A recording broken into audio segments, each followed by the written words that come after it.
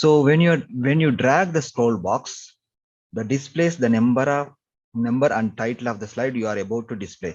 ఇక్కడ చూడండి next slide button కనిపిస్తుందా? When you drag the scroll bar అంటే చూడండి రైట్ సైడ్ లో స్క్రాల్ బార్ ఉంటుంది. ద డాష్ అంటే అది నెక్స్ట్ బటనా, స్టేటస్ బారా, స్లైడ్ ఇండికేటరా, జూమ్ బాక్స్ ఆరోనా. ఓకే, సో ఈ డాష్ లో మీరు ఏదైనా పెట్టాలి. Dash displays the number and title of the slide you are about to display. So ఇది మీరు ప్రయత్నం చేయండి. ఎవరైనా అన్మ్యూట్ చేసి ఆన్సర్ చెప్పచ్చు. Next slide button sir. Okay, so ఇంకా ఏమైనా ఆప్షన్స్? అదే అయితే అదే చెప్పండి. మిగతా వాళ్ళు కూడా మీకు అదే కరెక్ట్ అనిపిస్తే మీరు అదే ఆన్సర్ చెప్పచ్చు.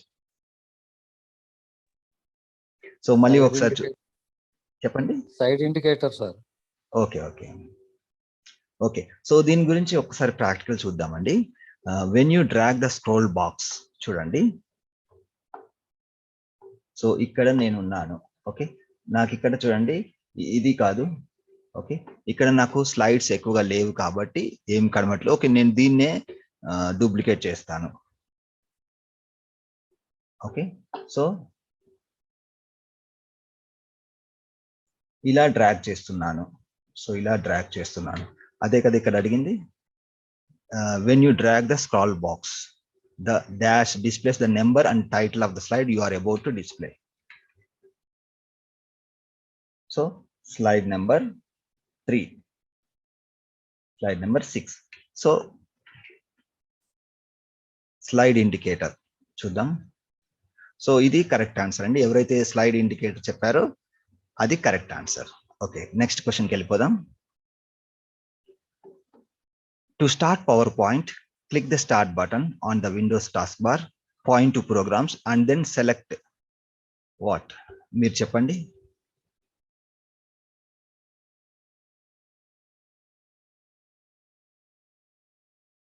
మీరు PowerPoint sir. ఓకే ఓకే సరే అండి, చూద్దాం. ఓకే, ఇది కరెక్ట్ ఆన్సర్. అంటే ఇది కొంతమందికి కొంచెం కన్ఫ్యూజన్ గా ఉండే అవకాశం ఉంటుంది. వాళ్ళు ఏమంటున్నారు? To start PowerPoint, click the start button on the Windows task bar. అంటే ఇక్కడ స్టార్ట్ బటన్ దగ్గర ప్రెస్ చేయాలి అది అంటున్నారు. దాని తర్వాత ఏమంటున్నారు? Points to programs. ఇది క్లిక్ చేశాక ప్రోగ్రామ్స్ అంటే ఇక్కడ నా ప్రోగ్రామ్స్ కొద్దిగా డిఫరెంట్ గా ఉంది. మీకు ప్రోగ్రామ్స్ ఎక్కడ ఉందో అక్కడ వెతుక్కొని మీరు చేసుకో. ఇక్కడ చూడండి ఇవన్నీ ప్రోగ్రామ్స్. ఇక్కడ నుంచి PowerPoint మీద క్లిక్ చేస్తే ఓపెన్ అయిపోతుంది PowerPoint. అంతే. అంటే PowerPoint ఓపెన్ చేయాలంటే ఎలా చేయాలి అని బేసిక్ క్వశ్చన్ అడుగుతున్నారు. ఓకే, నెక్స్ట్ క్వశ్చన్కి వెళ్ళిపోదాం. Okay, these are effects that are in place when you switch from one slide to the next. Okay, these are effects that are in place when you switch from one slide to the next. So చెప్పండి, ఎవరైనా answer చేయొచ్చు. యానిమేషన్సా, డిజైన్సా, ఎఫెక్ట్సా, ట్రాన్సిషన్సా? Sir చెప్పండి. Animations అండి. So ఇంకెవరైనా try చేస్తారా?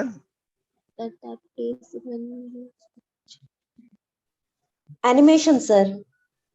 Okay, ఒక్క నిమిషం చూద్దామండి. నేను యానిమేషన్ క్లిక్ చేస్తే ఏమవుతుంది? రాంగ్ వస్తుంది.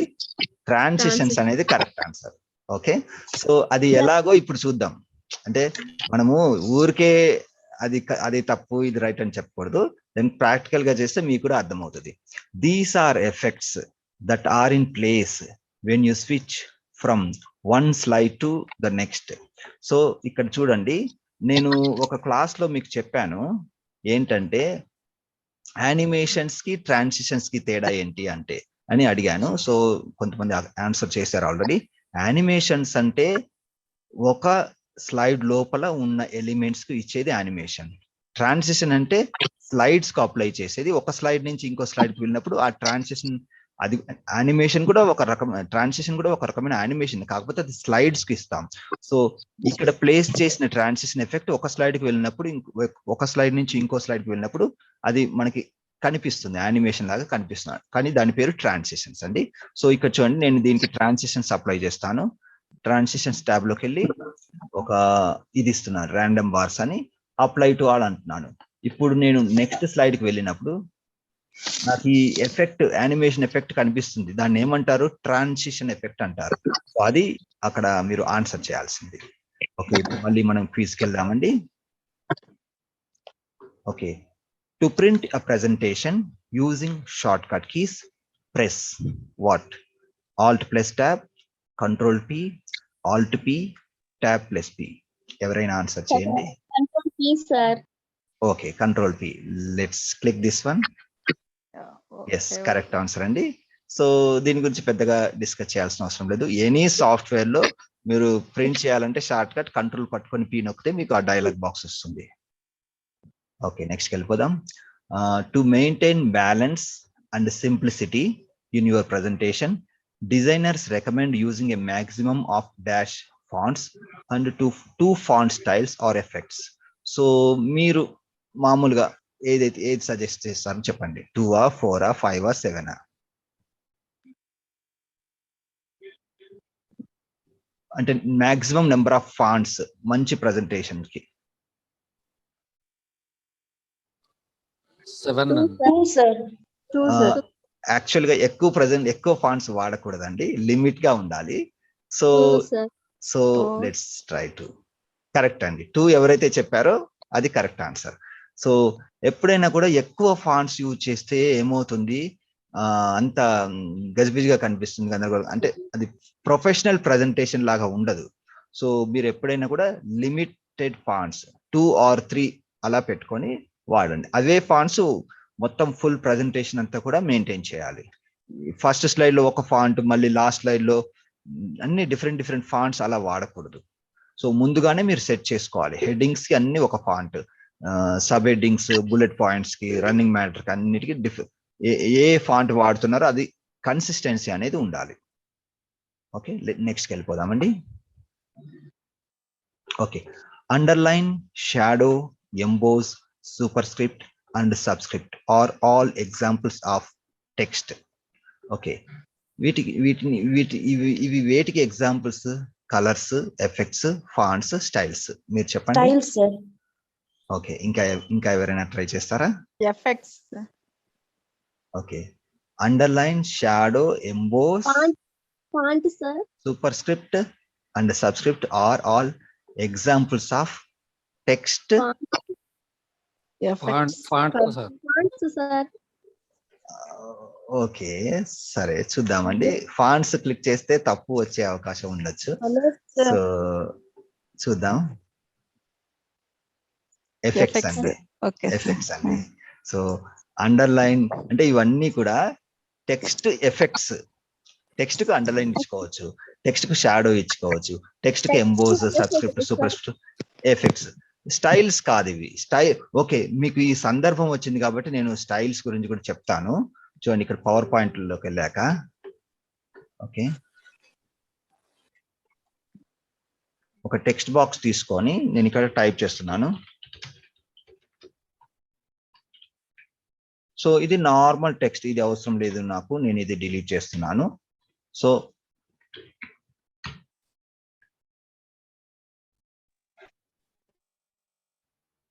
సో ఇలా సెట్ చేసుకున్న తర్వాత ఇక్కడున్న ఆప్షన్స్ వాళ్ళు చెప్పారు. బోల్డ్, ఇటాలిక్, అండర్లైన్, షాడో, వీటిని ఎఫెక్ట్స్ అంటారు. Fonts. Okay, power point tutorials. So ఇక్కడ చూడండి, ఇవన్నీ కూడా టెక్స్ట్ ఎఫెక్ట్స్ అంటారు. ఇక్కడ ఉన్నాయన్నీ కూడా. ఓకే, సో ఫాంట్ అంటే ఇది ఫాంట్. ఓకే, సో ఇక్కడ చూడండి, ఇక్కడ మనం ఫాంట్ ఇక్కడ ఏమేమి ఉన్నాయి, ఇంకా కలర్స్ ఉంది. కలర్స్ అంటే ఇవి. ఓకే, ఫాంట్స్ అంటే ఇక్కడ ఉన్నవి ఫాంట్స్. ఓకే, ఇక్కడ ఉన్నవి ఫాంట్స్, వీటిని ఫాంట్స్ అంటారు. స్టైల్. ఓకే, దెన్ స్టైల్స్ అంటే ఏంటంటే చూడండి, స్టైల్స్ అంటే మనకి సపరేట్ గా ఉంటుంది. ఇక్కడ హోమ్ ట్యాబ్ లో, సో ఇందులో లేదు. యాక్చువల్ గా మనకి స్టైల్స్ మామూలుగా ఎందులో వాడతామంటే ఈ మనకి చూడండి, ఇక్కడ క్విక్ స్టైల్స్ అని ఒకటి ఉంది. ఇవన్నీ కూడా theme styles. So overall presentation మీకు ఎలా కనబడాలి అనేది ఇక్కడ వాడతాము. కానీ మెయిన్ గా స్టైల్స్ అనేది మనము ఎక్కువ వరకు ఇది మన వర్డ్ లో వాడుతుంటామండి. చూడండి, ఇక్కడ ఏమున్నాయి ఇంకా, ఈ కలర్స్ ఇవన్నీ కూడా ఒక రకంగా చూసినట్లయితే స్టైల్సే అంటారు. కాకపోతే ఒక్కసారి నేను వర్డ్ ఓపెన్ చేసి చూపిస్తాను మీకు. అందులో కరెక్ట్ గా స్టైల్స్ అంటే ఏంటి అనేది మీకు బాగా అర్థమవుతుంది. నేను వర్డ్కి వెళ్తున్నాను.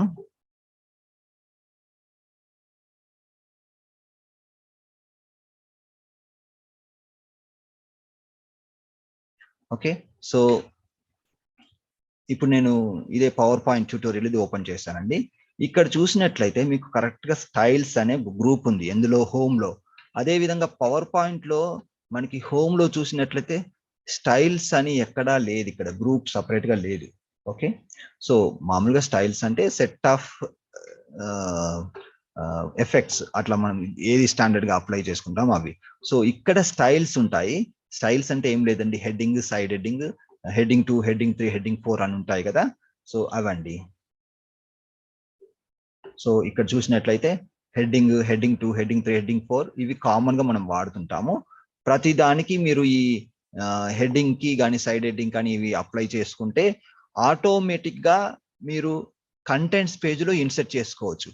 మీరు ఒక బుక్ రాశారనుకోండి, అందులో చాలా టైటిల్స్, హెడ్డింగ్స్ ఉన్నాయనుకోండి, అవన్నీ మీరు ఫైనల్ గా బుక్ కంపైల్ చేసేటప్పుడు ఏం చేస్తారు, ఒక్కొక్కటి కాపీ చేస్తే టైం వేస్ట్ అవుతుంది కదా. అందుకోసం అని చెప్పి అలా టైం వేస్ట్ కాకుండా ఇలా స్టైల్స్ అప్లై చేసుకుంటూ వెళ్తే లాస్ట్ లో, ఇప్పుడు చూడండి వీటన్నిటికి నేను స్టైల్స్ అప్లై చేశాను. ఇప్పుడు నేను ఎంటర్ కొడుతున్నాను, కంట్రోల్ ఎంటర్ కొట్టాను, నెక్స్ట్ పేజ్ లోకి వెళ్ళిపోయాను. ఇక్కడ నాకు ఇది పవర్ పాయింట్ రిలేటెడ్ కాదు, కానీ ఇది మీకు యూజ్ అవుతుంది ఎందుకంటే స్టైల్స్ అనే టాపిక్ వచ్చింది కాబట్టి నేను చెప్తున్నాను. ఇప్పుడు నేను అన్నిటికీ హెడ్డింగ్స్ అప్లై, ఏదైనా ఒకటి టెక్స్ట్ టైప్ ఇట్లా సెలెక్ట్ చేసుకొని హెడ్డింగ్ అనేది సెలెక్ట్ చేశాను. ఏం లేదు, ఇలా సెలెక్ట్ చేసేసి ఇక్కడ క్లిక్ చేస్తే ఆ హెడ్డింగ్ స్టైల్ అనేది దీనికి అప్లై అయిపోయింది. ఓకే, వీటికి కూడా నేను అలా నాకు ఏదైతే హెడ్డింగ్ రూపంలో కావాలనుకున్నానో వాటన్నిటి కూడా హెడ్డింగ్ అనే స్టైల్ నేను ఇక్కడ అప్లై చేశాను. అప్లై చేసుకున్నాక యాక్చువల్లీ ఇక్కడ నేను ఎక్కువగా డిస్కస్ చేయనండి, జస్ట్ దీని యూజ్ ఏంటని చెప్తాను. మెయిన్ యూజ్ వచ్చేసి ఇక్కడ మనకి రెఫరెన్స్ లో టేబుల్ ఆఫ్ కంటెంట్స్ లో ఇలా ఆటోమేటిక్ టేబుల్ అని ఉంటుంది. ఇది కనుక క్లిక్ చేస్తే చెప్పండి. అంటే ఇందాక మీరు చూపించిన ఆల్రెడీ హెడ్డింగ్ లో ఉన్నాయి సార్, మిగతా థీరీ లేదన్నా ఒకటి హెడ్డింగ్ ఉన్నది చూపిస్తారా అప్లై చేసి? ఓకే సరే అండి, చూపిస్తాను. సో ఇలా ఉన్న టెక్స్ట్ ని హెడ్డింగ్ లాగా మార్చాలంటే జస్ట్ హెడ్డింగ్ అని క్లిక్ చేస్తే సరిపోతుంది. అలా ప్రతి దానికి సపరేట్ లైన్ లో పెట్టేసి హెడ్డింగ్ అని అప్లై చేసేసుకొని ఇక్కడ రెఫరెన్సెస్ లో టేబుల్ ఆఫ్ కంటెంట్స్ ఇన్సెట్ కొట్టండి. మీరు అప్లై చేసిన హెడ్డింగ్స్, సైడ్ హెడ్డింగ్స్ లిస్ట్ అంతా కూడా ఇక్కడ విత్ పేజ్ నెంబర్ వచ్చేస్తుంది. సో ఇలా మీరు టేబుల్ ఆఫ్ కంటెంట్స్ ప్రతి బుక్ కి ఈజీగా ఆటోమేటిక్ గా చేసుకోవచ్చు. మనం ఫ్యూచర్ లో ఎప్పుడైనా వర్డ్ రిలేటెడ్ క్లాసెస్ తీసుకున్నప్పుడు ఇంకా డీటెయిల్ గా స్టడీ చేద్దామండి.